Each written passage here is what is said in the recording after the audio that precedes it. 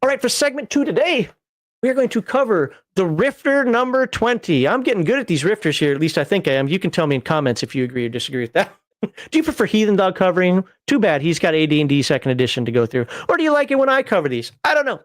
But we're going to cover these in the typical fashion that Heathen Dog started, which we're going to cover the what's in the table of contents. In the second video, I'm going to talk about the Q&A, which is all about horror factor. And in the third video, we're going to talk about the Shadow Realm and Shade Mages. But let's take a look at what this one offers. There's a lot of good stuff in here that I think you might like to bring to your table. So let's take a look at this. All right, let's zoom in on the table of contents here, and I got my notes. That big enough so you can read it. Boop, boop. All right. Yeah, page 6 is art. Okay, moving on. Page 7, from the desk of Kevin Sambita. Really, it's just more promotion. If you watch the number 19 video, hey, I did 19 also. If you watch that one, Kevin talked a lot about, hey, come on, submit things for the Rifter. Stop trying to make your own books. Okay, let me rephrase that. He didn't say that. Stop thinking that you're going to write the next great Rifts source book. Get started in the Rifter. A lot of your ideas might not be great for a full source book, but awesome for a Rifter. And he talks more about that, how it's the 5th anniversary and so forth. Page 8, Palladium news. There are a lot of things that were going on at this point. Marianne Simbita leaves Palladium. Kevin takes on too much. So there are delayed products. Really? Palladium with a delayed product? Wow, what a shocker. Including, there's no Chaos Earth Part 4 in this Rifter because he had too much to do, and he won't be at Pentacon. I don't know if that's still a convention, but you know what? It was then. He talks about how, and this is still true to this day in 2025, how Palladium keeps its pricing as low as he can. You don't want to know how much the Christmas surprise package was, and we're going to talk about that in a minute. Back then, because you're going to cry, and you're going to say, I wish the year was 2002 again.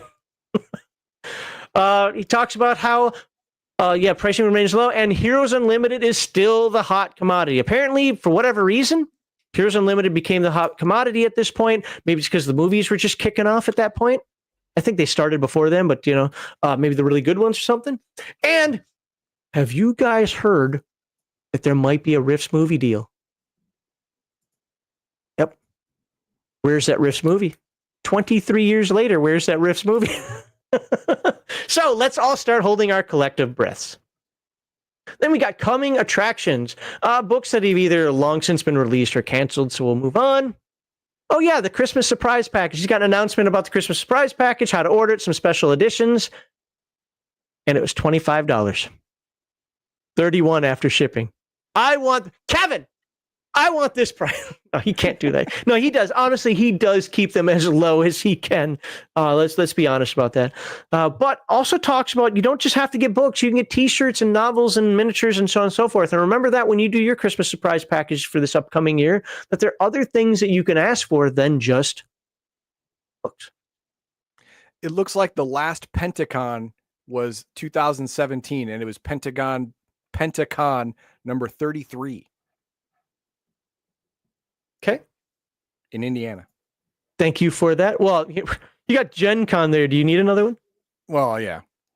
It's probably why it died out. Page 16 is questions and answers, and it's all, with the exception of the last question, it's all about horror factor.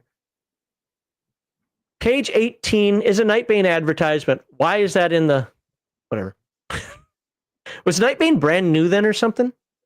Because it's weird that he has it in the table of contents, an advertisement.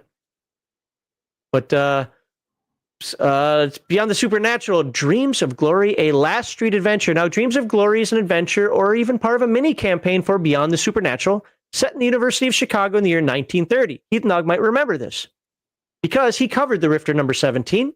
And you don't have to have a copy of it, but having a copy of the Rifter number 17 with the article describing Last Street is highly recommended to assist the Game Master. So now you know you want to buy 20 and you want to buy 17. You can go get them on DriveThruRPG right now. And as Palladium announced this week in its email update, the new Palladium website should be up and running soon, and you can get PDFs there and give all the money directly to Palladium. The adventure does do a good job of teaching pacing and suspense. I did read through it. and is one of the only dream sequence type of adventures. I put that in quotes because I don't want to dive into it. That's not fully accurate. But it's one of the only dream sequence type of adventures that I found even remotely convincing or interesting. I don't want to say more, so I don't spill the adventure. However, while it is for Beyond the Supernatural, you don't even have to be too enterprising. Any good game master can move it into any of the settings. It would work well with Rifts. It'll work well with Heroes Unlimited. You can put it after the bomb as well. I think you should check this adventure out. Just make sure you get Rifter 17 as well. This was a tough one for me to not cover. And knowing what I know now, I think I would have rather have covered this one than the Shadow Realm. But with that said, Heathen Dog's already covered new Morphous forms, and we haven't covered the Shadow Realm. I think it's just more proper to cover the Shadow Realm in this case. So these tables ignore the appearance table and the Nightbane characteristics table on page 92 of the Nightbane rulebook, and instead provide new tables to create a themed character. From the Chosen One to the Cyborg to the Cursed character, there's a bunch more in there than that. Your theme has its own tables for looks and powers. I gotta be honest, I don't know enough about Nightbane to decide if it's appropriate for the game or not, but off the cuff, just me looking at it, I love this idea. I really do. I'm not saying everybody should change their Nightbane games. I'm just saying I love it as an idea for maybe your homebrew table. I love the idea of a character having a theme or a sort of purpose more than just some random hodgepodge of strange appearances and abilities, like my Horror Factor 22 weirdo, Cenobite. Not that I'm against that either, because I think anybody who knows me, who's followed any of our playlists, knows I love random rolls. But I think this gives a little more direction. Yeah. So if you are a cursed character, your Morphous forms are going to fall under more of a cursed construct. Useful, important. Does it change the game? I don't know, but I like them. If it's something you want to do in your Nightbane game, this is followed up with some additional freaky chimera, dinosaur, medieval, science fiction, and more theme tables, and transformation effects, which I thought was neat because I don't know if those exist in Nightbane. Do transformation effects exist in Nightbane, Heathen Dog? Where you transform yourself or transform others? Well, they're just the effect, like how you transform. Oh, no. Okay. It's all pretty much the same. Okay, so this adds more body horror to your Nightbane game, and I'll scroll through it so you can take a quick look. Some of the pictures will give you an idea of like, okay, that's gross. And by the way, that's not all. This is a table of contents. We're not diving into this one, but if you're a Nightbane fan and you want to put a little more theme behind the characters, you really do want this. They're optional rules, I get it, but you really do want this. I think that they're amazing. Now, it may not be for everyone, but I said everything else already. Let's see, but check it out. All right, for the Palladium Fantasy role-playing game From the Shadows, this is going to be our topic 3. And it's going to talk about Shadow Beast, it's going to talk about Shade Mage, it's going to talk about the Shadow Realm. Do you think any of that sounds like a nice, happy place? No. Okay, then you already know about it. Sure. So we'll move on. An interview with Kevin Simbita. Now, this is too old of an interview for it to matter today, which is why I'm already covering a Q&A. I didn't want to do this one. So we basically have two Q&As. The first one, which I'm going to cover, which is about Horror Factor, and then this one with Kevin. Hey, you know what? If you're watching, we should just ask all these questions and see if they match up. As a matter of fact, no. Do not do this section. We'll just ask him all these questions, and if he brings a different answer, we'll go liar. There you go. But this is Kevin back in 2002, to be fair. But so if you're one of those people who's like, what did Kevin say, and when did he say it? This might be something that's of interest to you. So it talks about how he hires new writers, the future, Palladium books, and more. All right, page 88 is an adventure for Rifts called Thunderbolt. Oh, I guess it's the next page. Where are we here? There it is, Thunderbolt, an optional adventure. I don't know why adventures have to be optional. I think they all are, but okay, we'll go with it. There, now you can see it. It's an intentional side adventure, a treasure hunt that you can add to any Rifts campaign. If you want to slow the characters down, detour them a little bit, or if they just want to get rich for whatever reason, maybe this is how you help them do it. You can use it as a random adventure, a jumping off point for a change in the campaign, or something different to fill up time. Whatever you need. And look, besides, everybody loves the A10. Spoiler. You need to add this adventure to your Rifts campaign. You get an A10. Awesome. Sort of. 98, a few hook, line, and sinkers, 2 localized adventures, 3 world-spanning adventures to include 1 to find Aaron Tarn. Even I know that name. And 2 miscellaneous adventures that you can easily transfer to other Palladium games like Beyond the Supernatural or After the Bomb. Hey, The Hammer to Forge. Think I read it? Nope. Correct. And, of course, he talks about the theme for issue 20 is horror. And, yes, this one was not as meat-packed as I think some of the last ones were. A lot more advertisements, a lot more what's going on with Palladium. I think this one actually showed how busy Kevin was. Not to be fair, he doesn't do this alone. I think Wayne and Julius at the time were part of this. But you're not going to find as much meat in here as you would in some of the other ones. With that said, you get a couple of adventures, some hook, line, and sinkers. You get some awesome stuff to add to Nightbane. It's another... I hate to say this because I'm generally a fan of, not that I really relied on them, but I like the old Dragon and Dungeon magazines. But even this Rifter that I'd consider kind of a weaker one, Kevin talks about that to some degree, about how not every Rifter's been the greatest out there. But I still think that every Rifter is better than most Dungeon and Dragon magazine articles, and that's scary for me to say because I'm a fan of Dungeon and Dragon magazine. All right, what do we have for questions and comments? And yes, I said A10, A10, A10. I'll scroll down. Well, Heathen Dog's finding the comments. I will scroll and show you some of those Morphus tables. Supernatural. Don't look at that map, you cheater. Theme Nightbane. I mean, that's a cutie. Oh yeah, that's not nightmare fuel at all. That's fine. Every real Palladium fan either becomes very patient when it comes to releases, or they become disgruntled haters still complaining about Robotech more than a decade later. I agree. So I have no notes. I want to be very careful how I say this. Uh-oh. There's been a little bit of an issue with some people, a small number of people with the Nightbane audiobook. And it really made me nervous because one of the comments was, oh, there you go, Palladium screwed up another Kickstarter. It was not Palladium at all. To be fair, it wasn't the Audio RPG. It wasn't Audio RPG's fault either. It was something to do with the way BackerKit allows you to have one. Basically, the quick version is this, and this is oversimplified, but BackerKit only allows you to have one crowdfunding campaign going on at one time.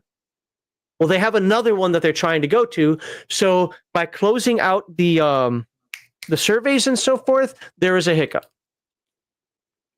Once they finally, because I do think they were a little slow at getting to it, but there's a legitimate reason for that as well. It was a personal thing, we'll say a personal medical thing that I am not going to get into, but there's a legitimate reason why the person involved with this didn't answer the second that some of us posted.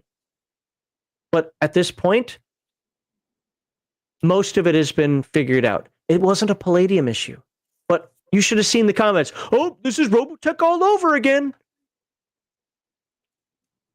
Sometimes, look, some of that you got to get over. I know there are people that blame Kevin. There are some people that believe Ninja or Rogue Ninja or whatever the hell that other company was called. There's some people who are in between. And, you know, I'm usually of the mindset that the truth is somewhere in the middle. But my God, sometimes you got to let these things go. I've backed a couple of Kickstarters that have completely bombed. I lost all my money. That was in the early days of Kickstarter, not now. That shit happens. And I'm not saying you should be okay with it. What I'm saying is Robotech was a 2010. You should be aware it might happen to you too. Right, but that was also 2010, if I remember correctly. We're 15 years later, and Sean's on board. What was that? The cyber. Oh my God! Somebody's going to put it in chat. The Kickstarter that they did for Rifts. The book. Cyberworks. Thank you. The Cyberworks Kickstarter went off very well. You know, calm down, folks. Calm down on that. Yeah. All right. We got Dark Thief Theek, sorry.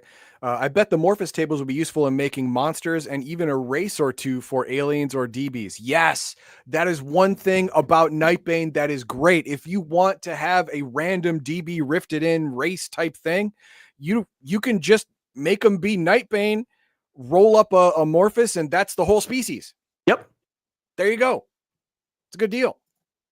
I mean, what is a spaghetti monster? What the hell is that? That is, yeah. Yep.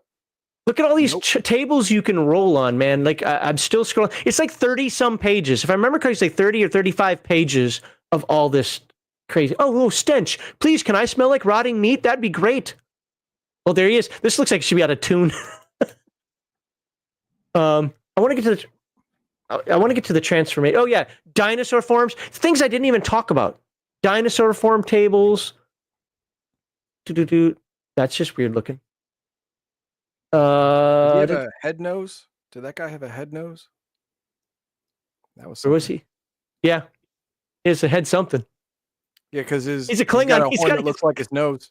He's a Klingon where the spine went too far. Yeah, yeah. Hey, baby. Nope. I think she's got antlers coming out of her chest. No, not about that. Isn't that no? That's her tail. She's holding her tail. But still, I mean, I get it. She's a Stegosaurus. Okay. Yeah, she can be a Stegosaurus over there. I want to get to these transformations. Oh yeah, Knight. Say you can kind of be a good guy. Dragon, fairy, ogre. Nope, don't even want to. Is it weird that freaked me out more than anything else I've seen so far? Fairy. Wait. Does she have a daisy in her butt? Yes. No, she's holding it. Are you sure? Because it looks like it's in her butt. Here's the stem. Oh, okay. It's just she's holding it in her crotch. That is obviously sexual. Get that thing out of here. It's actually held to the side, but that's okay. We'll go with your story for now. Extraterrestrial, because you want to bring in Aliens Unlimited? Sure. Why not? Method of transformation. Just roll me percentile dice. Just give me one percentile roll. Okay. 46. 46. Zipper. Like a cartoon character, the Bane unzipped. Oh, it's the Doctor Who episode, the Slitheen. Yeah, the whole Slitheen where you open up with a zipper. Yeah. Unzips his skin and steps out of it in another form. His old skin vanishes almost immediately.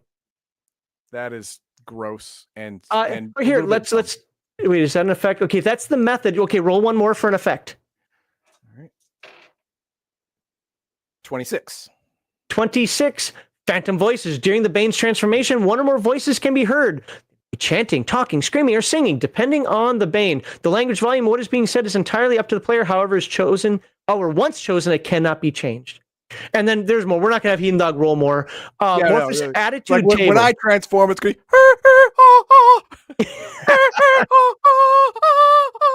it's going to be like that. It's going to be great. Clothing table. Like bunch of stuff here that affects the transformation. Look at all these. What is that? The megalomaniac table. There. And from the shadows, we're going to talk about in segment 3. But did you see how long that was? Yes. Come on, guys. You know that you Rifter number 20. Go get it on Drive-Thru-RPG or wait until it's on Palladium Books. I highly suggest this one. So I'm guessing our comments are done. Yep. So please like, subscribe, and share. I look forward to seeing you in the next one, which is a Q&A all on Horror Factor. And I cannot wait to talk about that. See you at that time.